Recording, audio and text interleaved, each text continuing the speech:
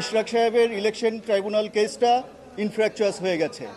তারপরেও উনি দুইজন ভুয়া লোক সাজিয়ে পাওয়ার অফ অ্যাটর্নি ব্যতীত দুইজন লোককে এনে ইলেকশন কেসটার প্রেয়ার সংশোধন করে উনি অবৈধ নির্বাচন, যে নির্বাচনটাকে উনি অবৈধ চাইলেন, সেই অবৈধ নির্বাচনের নির্বাচিত মেয়র হিসেবে নিজেকে ডিক্লারেশন চাইলেন।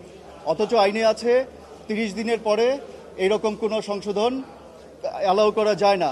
বাট উনি আদালতের সাথে কলিউশন করে এই রকম রায় নিয়েছেন, সেটা আমরা মহামান্য আপিল বিভাগকে তুলে ধরেছি।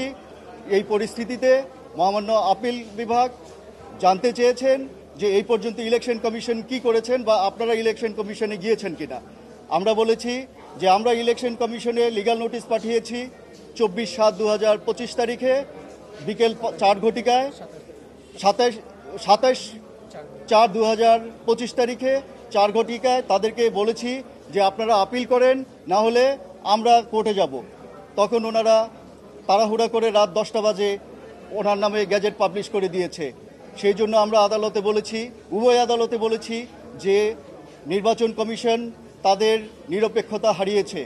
নির্বাচন কমিশন একটি দলের পক্ষ নিয়ে তাড়াহুড়া করে আইন মন্ত্রণালয়ের মতামত চেয়ে, কিন্তু মতামত না নিয়ে আমাদের লিগ্যাল নোটিশ পাওয়ার পরে তাড়াহুড়া করে এই গ্যাজেটটা পাবলিশ করে দিয়েছেন। তারপরে মাননীয় আদালত গতকাল আমাদের শুনানি মুলতবি করে